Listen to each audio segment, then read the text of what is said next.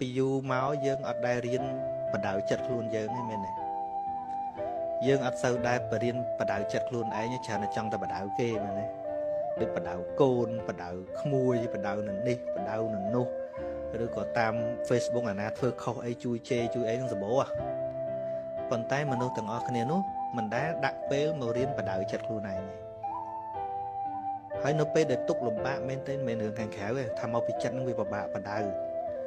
រហូតដល់ពេលគាត់កើតទុកខ្ញុំមិនចង់គិតទេតែវាចេះតែគិតឃើញវាពិបាកបដៅហ៎ឃើញទេមកពីមិនដែលបដៅវាផងវាឡើងទំនើងឡើងហាមលែងស្ដាប់ហើយហ្នឹងហើយអញ្ចឹងដាក់ពេលខ្លះរៀនបដៅចិត្តខ្លួនឯង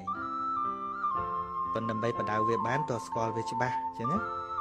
ហើយស្គាល់ច្បាស់បានតលតែរៀនធម៌ព្រះអង្គព្រោះធម៌ព្រះអង្គបរិញ្ញពីវាព្រោះតាំងពីយូរមកយើងអត់ដែលរៀន